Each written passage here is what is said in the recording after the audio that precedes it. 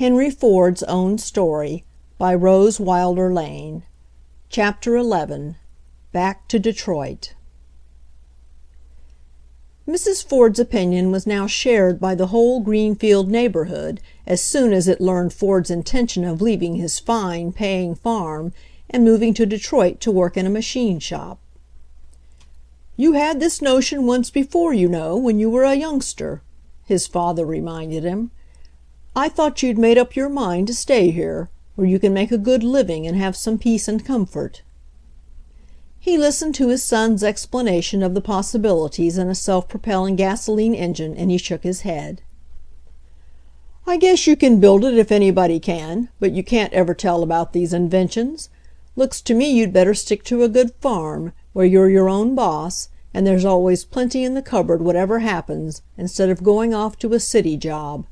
You may build that contrivance of yours, and then again you may not, and look how you'll be living in the meantime." But Henry was firm, with a determination which is called obstinacy when it goes with failure, and great willpower when it is coupled with success. He was going to the city. That settled it. After her first protest, Mrs. Ford accepted the situation and set herself with what philosophy she might to packing her linen and wrapping the furniture. She had no great interest in the gasoline engine. Machinery in general was to her merely something greasy and whirring, to hold her skirts away from.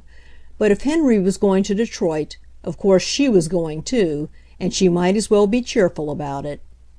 The rosy, teasing country girl who had kept Henry Ford from his beloved machines nearly 5 years before by her laughing refusal to choose between her suitors, had developed into a cheerful, capable little housewife, the kind of woman whose place is in the home because there she does her best work. She could never invent a gasoline engine, but she was an ideal person to take care of Henry Ford while he did it, to keep the house clean and comfortable, cook good meals, cheer him a bit when he was depressed, and never have "nerves." She went briskly to work, and in no time she had packed away the 1,000 articles that meant home to her, and they stood wrapped, crated, labeled, ready to move to Detroit. Meantime Ford had arranged for the lease of the farm and for the storage of the furniture until he should have found a house in the city. Mrs. Ford was going there with him, and they would live in a boarding house until he got a job. On the last morning when he picked up the telescope bags, ready to start to the station, his wife went over to the house for the last time to see that everything was snug and safe to leave. Then she came into the parlor, where he was waiting, and looked around the bare room stripped of its bright Brussels carpets, lace curtains, and shiny furniture. "Well, we'll come back some day, won't we?" she said, "when the gasoline engine is built?" She had spoken for the first time a phrase they were to repeat frequently, with every accent of expectation, hope, discouragement, and irony during the next 10 years. "When the gasoline engine is built." A crowd of their friends gathered at the station to say good-bye. With an intention of being tactful, they avoided any mention of Henry's purpose in leaving Greenfield. "Sorry to lose you, Ford. Hope you'll be coming back before long," they said, and he knew the neighborhood had learned of his intention to invent something and thought him suddenly become a fool. As soon as they reached Detroit and found a boarding house where he could leave his wife, he started out to get a job. He wanted one where he could learn something about electricity. So far his knowledge of it was purely theoretical, gained from reading and thinking. Electric lights had come to Detroit since he left it. The Edison Electric Lighting and Power Company had established 3 power stations there. He asked nothing better than a chance to work in one of them.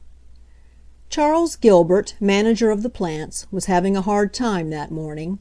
By one of those freaks of fate which must be left out of any fiction plot because they are too improbable, 2 of his engines had chosen that day to break down simultaneously. One of the engineers who had been responsible had been summarily discharged. The others were working on the engine in the main plant, and one of the substations was entirely out of commission, with no prospect of getting to work on it until the next day. Into this situation Henry Ford walked and asked for a job. "He looked to me like any tramp engineer," Charles Gilbert says today. A young fellow, not very husky-looking, more of a slight, wiry build. You wouldn't have noticed him at all in a crowd. He talked like a steady, capable fellow, but if he had come in on any other day I'd have said we couldn't use him. As it was, I thought I might as well give him a chance.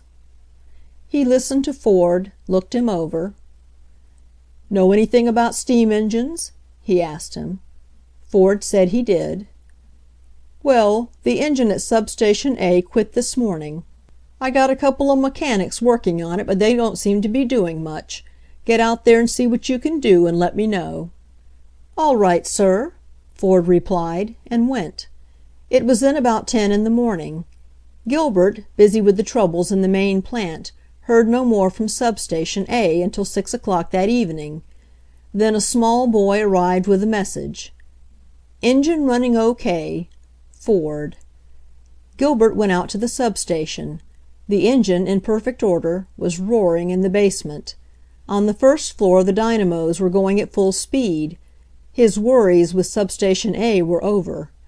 He went down to the engine and found Ford busy with an oil can. "Want the job of night engineer here?" Gilbert asked him. "Pays $45 a month." "Go to work right now if you say so," Ford assured him. "All right. I'll have another man here to relieve you at 6 in the morning. Come down to the office sometime tomorrow and I'll put your name on the payroll." In one day Ford had got the very opportunity he wanted, a job where he could study electricity at first hand. An hour later Mrs. Ford, who had spent the day drearily unpacking trunks and putting the telescope bags under the bed in a hopeless attempt to make a boarding-house bedroom homelike, received an enthusiastic note. "Got fine job all ready. Working all night. Go to bed and don't worry. Everything is settled splendidly. Henry." He had forgotten to mention that his wages were $45 a month. End of Chapter 11. Chapter 12. Learning about Electricity. $45 a month and a 12-hour-a-day job. For these Henry Ford had traded his big, pleasant home, with its assured comfort and plenty, and his place as one of the most prosperous and respected men in Greenfield. The change would have been a calamity to most men. Henry Ford was happy. The new job gave him a chance to work with machinery, an opportunity to learn all about electricity.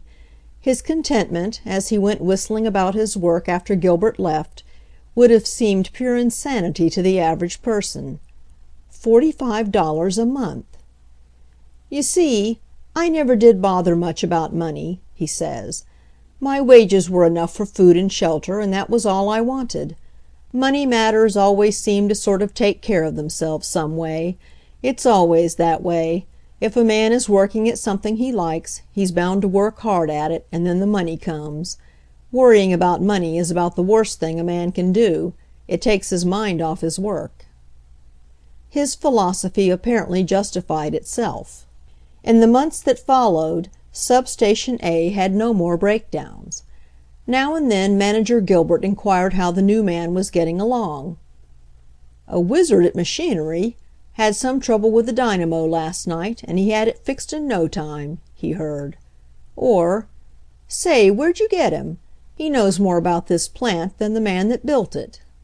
Ford himself was not in evidence. The manager, quitting work at about the time Ford arrived at the substation for the night shift, did not see him again until one day at the end of 3 months the engine at the main plant stopped. The engineer in charge looked at it and shook his head. "Can't do anything with it till tomorrow," he said. "We'll have to take it down." It was late in the afternoon, and the engine was needed to keep Detroit lighted that night. Gilbert, remembering the reports of the new man, sent for Ford. He came and fixed the engine.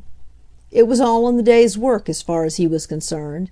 He went back to substation A and forgot the incident. He does not remember it now. Gilbert remembered it, but he did not go out of his way to pay any attention to Ford. He simply forgot about the mechanical work of substation A. He knew Ford would take care of it. A manager spends his time and thought on the poor workman. A good man he leaves alone.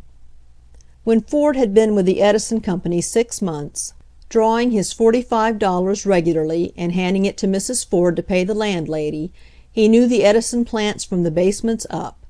He had become enthusiastic over electrical problems. In his idle time, after his 12 hours' work at the substation, he was planning the batteries and spark plugs for his gasoline engine. About that time a shift in the force left vacant the place of manager of the mechanical department. Gilbert sent for Ford. "Think you can handle the job?" he asked him. "Yes, I can handle it," Ford said.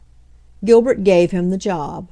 When he drew his pay at the end of the month, he found he was getting $150. "Now," he said to himself, "I've got to have a place of my own, where I can work on my gasoline engine at night." "Now we can have a home of our own and get away from this awful boarding house," Mrs. Ford exclaimed, when he told her the news, and he, contrasting the supper he had just eaten with memories of her excellent cooking, heartily agreed. Besides, it seemed to him that paying rent was wasting money. He proposed to buy a lot and build on it. They talked it over, walking up and down Detroit's wide, tree-shaded streets in the evening. Next morning early Mrs. Ford put on her hat and went down to the real estate offices. Before night 2 hustling young city lot salesmen had interviewed Ford at the Edison plant, and when he came home that night another one was waiting on the boarding house steps. That week was a busy one. Ford worked from 6 in the morning to 6 at night in the Edison plant, hurried home to find Mrs. Ford waiting, bright-eyed with eagerness to tell him of the lots she had seen that day, and before he had finished his supper he was snatched away from it to hear an enthusiastic salesman describe still other bargains in Detroit real estate. Impatient to be at work on his drawings for the gasoline engine, he was taken from end to end of the city to inspect home sites. He was experiencing that agony of all workers, being obliged to spend so much time preparing a place to work that there was none left for the work. "This thing has to stop," he said in desperation to his wife one evening. "I've been inquiring around a little, and I think the best place to buy is out on Edison Avenue. Put on your hat and we'll go out and decide on one of those lots we saw last Saturday." They went out and looked them over. On one of the lots was an old shed. Ford examined it. "If this place suits you, we'll take it," he said. "This shed will make a shop without much fixing. I'll build the gasoline engine here." Mrs. Ford looked about at the scattered little houses and bare lots. It was spring. The grass was beginning to sprout, and the smell of the damp earth and the feeling of space reminded her of the country. She liked it. "All right, let's buy this one," she said. A few days later they signed the contract. The lot cost $700, $50 down and the rest in monthly payments. Ford drew from the savings bank $200, his bank balance at the time he left the farm, and bought lumber. After that he spent his evenings building the house. While he hammered and sawed, Mrs. Ford was at work in the yard. She set out rose bushes, planted a vegetable garden behind the shed. The neighboring women came over to get acquainted, and asked her to come in sometime and bring her sewing as soon as she got settled. After those 6 months in a dreary boarding house, it must have been pleasant to her to see the beginnings of a home and a friendly circle again. "This seems to be a nice neighborhood.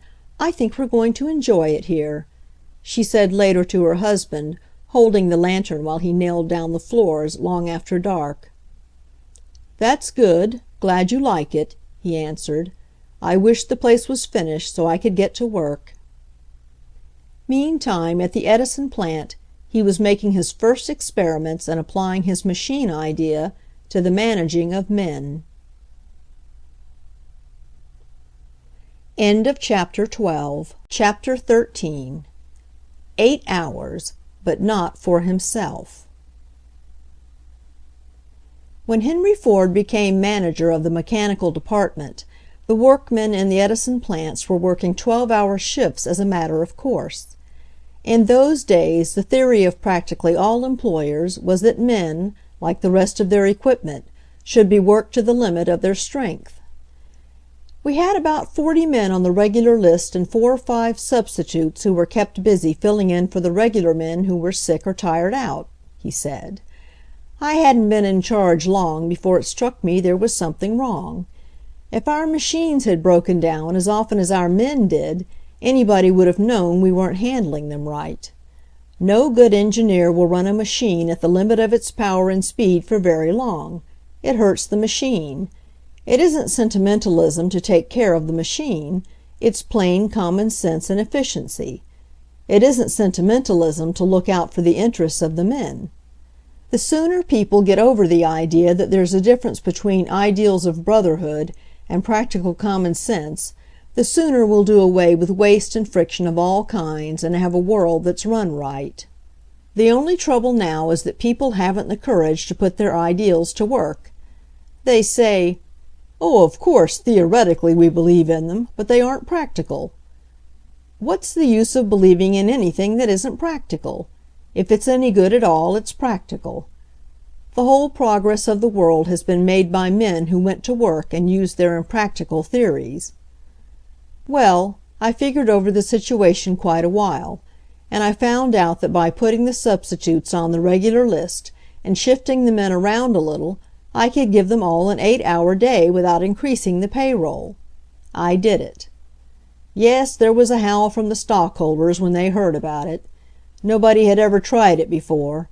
They thought I was going to turn everything upside down and ruin the business. But the work was going along better than before. The men felt more like work, and they pitched in to show they appreciated being treated right. We had fewer breakdowns after that. Everything went better. After the thing was done, it was easy enough to prove that it paid, and the stockholders quieted down after 1 or 2 complaints. As a matter of fact, I don't believe in any hours for work. A man ought to work as long as he wants to, and he ought to enjoy his work so much that he wants to work as long as he can. It's only monotonous, grinding work that needs an 8-hour day. When a man is creating something, working to get results, 12 or 14 hours a day doesn't hurt him." Ford put this theory into practice as apparently he had done with all his theories. He himself worked more than 14 hours a day. From 6 to 6 he worked in the Edison plant, for his 8-hour regime did not apply to himself. Then he hastened home to the little house on Edison Avenue, ate supper, and hurried out to his improvised workshop in the old shed. He turned on the big electric lights, and there in the glare lay materials for his self-propelling gasoline engine, his real work, which at last he could begin.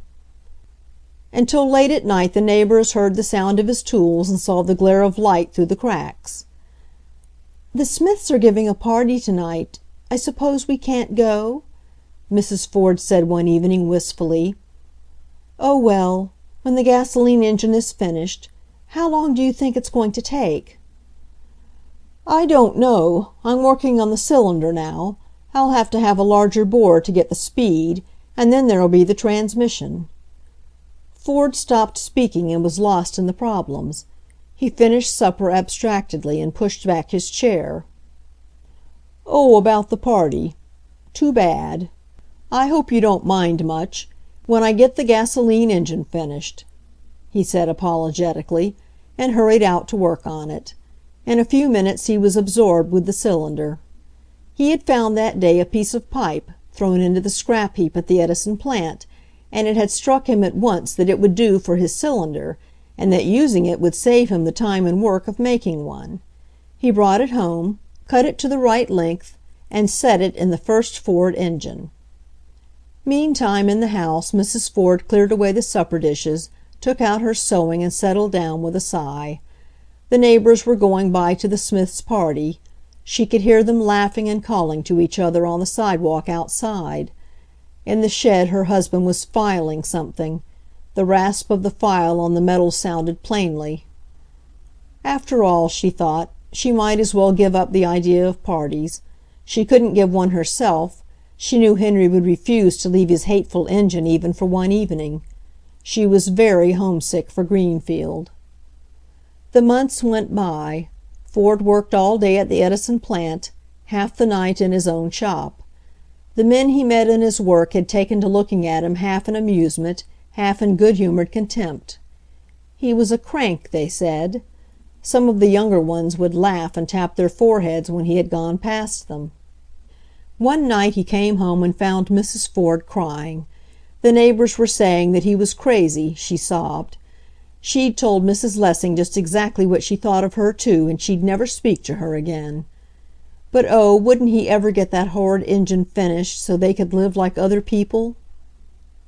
It all hurt. No man was ever friendlier, or enjoyed more of the feeling of comradeship with other men than Ford. But it was a choice between that and his automobile. He went on with his routine of work, 14 or 16 hours of it every day, and he drew more into himself, became more reserved with every month that passed. If any man ever followed Emerson's doctrine of self-reliance, giving up friends and family in his devotion to his own work, that man was Henry Ford in those days. There was nothing dramatic about it, just an obscure machinist with an idea, willing to give up social pleasures, restful domestic evenings, the good opinion of his neighbors, and work hard in an old shed behind his common little house. Only an ordinary man turning his back on everything most of us want, for an impractical theory. That was all. He continued to work for 2 years. He built the engine slowly, thinking out every step in advance, drawing every casting before he made it, struggling for months over the problem of the electrical wiring and spark. Sometimes he worked all night. Sick? No, I never was sick, he says. It isn't overworking that breaks men down. It's overplaying and overeating. I never ate too much, and I felt all right, no matter how long I worked.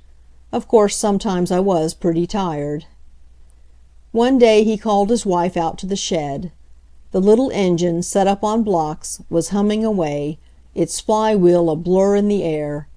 The high-speed revolutions that made the automobile possible were an accomplished fact. "Oh, Henry, it's done! You've finished it!" she said happily. "No, that's just the beginning.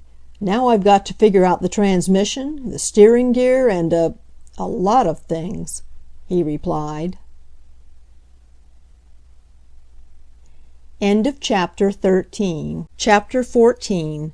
Struggling with the First Car. Ford was now a man of nearly 30, an insignificant, unimportant unit in the business world of Detroit, merely one of the subordinate managers in the Edison plant. Seeing him on his way home from work, a slender, stooping, poorly dressed man, the firm set of his lips hidden by the sandy mustache he wore then, and his blue eyes already surrounded by a network of tired wrinkles, men probably looked at him half pityingly and said, "There's a man who will never get anywhere." He had his farm, unprofitable since he had left it, a small home partly paid for, and the little gas engine to show for 14 years of hard work. Probably he received more than one letter from his father and brothers in Greenfield, urging him to come back to the farm, where he and his wife might live comfortably among their old friends, and he need not work so hard. It would have seemed a wise move. But with the completion of the little one-cylinder high-speed engine, Ford was more than ever possessed by his idea. He brought 1 or 2 of the men from the Edison shop to see it. They watched it whirring away on its pedestal of blocks. They examined its large cylinder, its short-stroke piston, noted its power, and looked at Ford with some increased respect. But most of them were nevertheless doubtful of the success of the automobile. The idea of a horseless carriage in general use still seemed to them fantastic. "Well, looks like you could make it go," they conceded. "But it's going to be pretty expensive to run. Not many people will want to buy it. And where will you get the capital to manufacture it?" "I'm making it cheap. I'm going to make it cheap enough so every man in this country can have one before I'm through," Ford said. Already his belief that "a thing isn't any good unless it's good for everybody" was taking form. He did not intend to make a few high-priced toys for wealthy men. He planned to make something useful for thousands of men like himself who were wasting money in keeping idle horses as he had done on the farm. He still meant to make a farm tractor as soon as he had worked out the principle of a self-propelling machine. As to the capital, he believed that question would take care of itself when the time came. His job was to make the machine, and he did not waste time telling himself that there was no chance for a poor man. The problem of transmitting the power of the engine to the wheels now engrossed his attention. He brought home materials for a light buggy frame and built it. 4 old bicycle wheels were repaired, fitted with heavy rims and large pneumatic tires, and placed on the axles. The question then was how to attach the engine. To us, familiar with automobiles, it seemed simple enough, but when Ford stood in the old shed, looking at the buggy frame and then at the little engine, he was attempting a feat that had never been accomplished. Always before, carriages had been pulled. Naturally enough, his first thought was to apply the power of the engine to the front wheels. Then how should he steer? What mechanism should he use, powerful enough to turn the hind wheels against the pull of the engine and flexible enough to respond quickly and make a sharp turn? Then there was the problem of the throttle and the gears. The machine must be able to go more slowly, or to pick up speed again without shutting off the power. The driver must be able, when necessary, to throw off the power entirely and to apply it quickly again without stopping the engine. All these vexing questions and many minor ones were to be solved, and always there was the big question of simplicity. The machine must be cheap. "I'm building this thing so it will be useful," Ford said once while he was in the thick of his perplexities. "There isn't any object in working at it unless it will be useful, and it won't be useful unless it's cheap enough so common people can have it and do their work with it." The essential democracy of the man spoke then. It is the distinctly American viewpoint of the man who for years had fought sun and wind and weather, tearing his food and shelter from the stubborn grasp of the soil, and who now struggles with mechanical obstacles, determined in spite of them to make something for practical use. His standards of value were not beauty or ease of luxury. He wanted to make a machine that would do the greatest possible quantity of good, hard work. His third winter in the house on Edison Avenue arrived, and still the automobile was not completed. When he went out to work in the old shed after supper, he lighted a fire in the rusty heating stove, set up in a corner, and often Mrs. Ford came out and sat on a box, watching while he fitted parts together or tried different transmission devices. He had settled finally on a leather belt passing over the flywheel and connecting with the rear axle. A pulley arrangement, controlled by a lever, tightened or loosened this belt, thus increasing or decreasing the speed of the automobile. That broad strip of leather, enclosed, running from the engine on the rear axle to the pulley under the front seat, was the parent of the planetary system of transmission. Ford worked on it all winter. It was a lonely time for Mrs. Ford, for the general attitude of the neighborhood toward her husband had roused her good country temper, and she refused to have anything to do with people who talked like that. She knew Henry was perfectly sane, a better husband than most of them had, too, and anyhow it was none of their business how Henry spent his time, and if they didn't like it, they could lump it. Nevertheless, as the winter days followed each other in an apparently endless procession, she grew moody. The baby was coming, and she was homesick for Greenfield and the big, comfortable country home, with friends running in and out, and the sound of sleigh bells jingling past on the road outside. She put the little house to rights in the morning and faced a long, lonely day. She sewed a while, wandered about the rooms, looking out on the dreary little street with its scattered houses and dirty trampled snow, yawned, and counted the hours till her husband would come home for supper. When he came, she had the house warm and bright, the table set, hot biscuits browning in the oven. She dished up the food, poured the tea, brought the hot plates. They sat down to eat and talk, and the minutes seemed to fly. Before she had said half she had stored up through the day, Before Henry had more than begun to talk, he pushed back his plate, drank his tea, and said, "Well, I must be getting to work." Then he went out to the shed and forgot her in the absorbing interest of the automobile. "Oh, when is it going to be finished?" she said one night after she had been sitting for a long time in silence, watching him at work on it. She began the sentence cheerfully, but she caught her breath at the end and began to cry.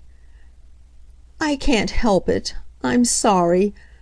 I want to go home to Greenfield," she said. Ford was testing the steering gear. He dropped his tools in surprise and went over to comfort her. "There, there," he said, I suppose patting her back clumsily, in the awkward way of a man unaccustomed to quieting a sobbing woman. "It's done now. It's practically done now. It just needs a little more—" She interrupted him. She said his horrid old engine was always "just needing a little more." She said she wanted him to take her back to Greenfield. Wouldn't he please, just for a little while, take her home to Greenfield? End of chapter 14. Chapter 15. A Ride in the Rain. Tears, almost hysterics, from the woman who for 7 years had been the quiet, cheerful little wife, humming to herself while she did the housework. It was more than startling. It was terrifying. Ford realized then, probably for the first time, how much the making of the automobile had cost her. He quieted her as well as he could, and promised that he would take her back to Greenfield. He would give up his job at the Edison plant and move to the farm to live, since she cared so much about it, he said. His work on the machine could wait. He took her into the house and made her a cup of hot tea. When she was sitting comfortably warming her feet at the heating stove and sipping the tea, he said he would just run out and fasten the shed door for the night. The machine was almost finished. A few more screws, a tightening of the leather belt, the placing of the steering lever, and it would be complete. He had spent 4 years of hard work and harder thought on its building, delayed first by his poverty, then by the building of the house, and always held back for 12 hours out of every day by his work at the Edison plant. Now he would have to put it aside again, to spend precious days and weeks disposing of his equity in the house, moving, settling in Greenfield, struggling with new hired men, beginning again the grind of managing a farm. It was only another delay, he said doggedly to himself. He would make the machine run yet. In the meantime he could not resist taking up his tools and working on it, just a minute or so. The engine was in place, the gears adjusted. He tightened the leather belt and tested the pulley again. Then he set the rear axle on blocks of wood, lifting the wheels from the ground, and started the engine. The cough of the cylinder quickened into a staccato bark. The flywheel blurred with speed. Then Ford tightened the pulley. The broad leather belt took hold. The rear wheels spun. She was running. It remained only to test the machine in actual going on the ground. Ford went to work on the steering gear. He had thought it all out before. He had made all the parts. Now he must put them together, fit them into place, and test them. He forgot about his wife, waiting in the house. He did not notice that the fire in the stove was getting low and the hour was growing late. He bent every thought and energy to placing the steering gear. At midnight he was still working. At 1 o'clock he had the front wheels blocked up and was testing the steering lever. It needed some changes. At 2 o'clock they were finished. He started the engine again and it missed fire. Something was wrong with the spark. At 3 o'clock, grimy, hollow-cheeked, absorbed, he was hard at work when he felt a hand on his arm and heard his wife say, "Henry!" "My dear, what's the matter? I'm coming in right away. Why, you're all wet!" he exclaimed, seeing her dripping shawl. "It's raining hard. Didn't you know it?" she said. "You shouldn't have come out. I thought you were going right to bed," he answered. "Well, I couldn't sleep very well. I got to thinking. Henry, we mustn't go back to the farm. It was just a notion of mine. I guess I was tired or something. I've changed my mind. We'd better stay right here till you get the machine finished." He laughed. "Well, little woman, I guess that won't be so very long. It's finished right now," he said. "You wait a minute and you'll see me running it." She stood and watched, more excited than he, while he started the engine again, nailed a couple of old boards together for a seat, and opened wide the shed doors. The rain was falling in torrents, and underfoot the light snow had turned to thin slush on the frozen ground. It was very dark. He pushed the machine into the yard and hung a lantern over the dashboard for a headlight. Inside the shed Mrs. Ford, in a voice shaking with excitement, begged him to wait until morning, but he did not listen. The engine and steering gear were protected from the rain, and no discomfort could have equaled for him the disappointment of another delay. The time had come when he could prove his theories. He would not waste 1 minute of it. The engine was already running. He stepped into the car, sat down, and slowly, carefully tightened the pulley. Then, in the first Ford automobile, he rode away from the old shed. When he felt the machine moving under him, he tightened his grasp on the steering lever. Suddenly the light of the lantern showed him a dozen things he had never noticed in the yard before. The clothes pole loomed menacingly before him. A pile of flower pots seemed to grow out of all proportion to its ordinary size. The machine wobbled unsteadily while he desperately struggled to drive it in a straight line. He turned it from the flower pots, jerked it back in time to avoid running into the fence, and headed straight for the clothes pole. It seemed to jump at him. At the last minute he thought of the pulley. He loosened the leather belt, the engine spun wildly, the car stopped. Henry Ford got out, breathing hard, and pushed the machine around the clothes pole. "You see, I not only had to make the machine, but I had to get into it and learn how to steer it while it was running," he says. It occurred to him that he would like a good wide space for the job. After he had rescued the machine from the clothes pole, he turned it toward the street.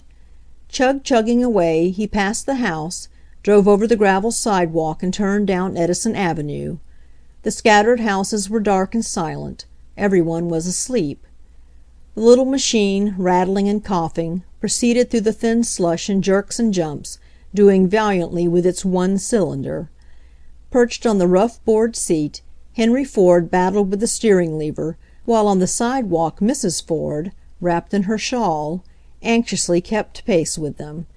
It was not difficult to do, for the car was not breaking any future speed limits. At the end of the first block, Ford turned the car successfully and rode down the side street, zigzagging widely from side to side in his effort to drive straight ahead. Fortunately, Detroit's streets are wide. When he had passed the second block he began to wonder how to turn and drive back.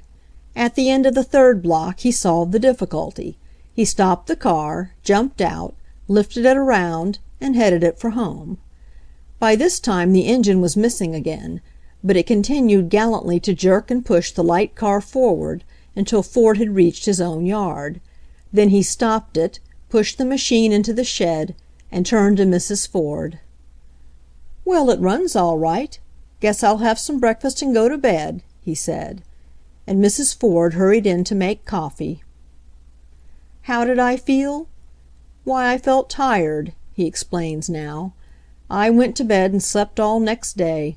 I knew my real work with the car had just begun. I had to get capital somehow, start a factory, get people interested, everything. Besides, I saw a chance for a lot of improvements in that car. End of chapter 15.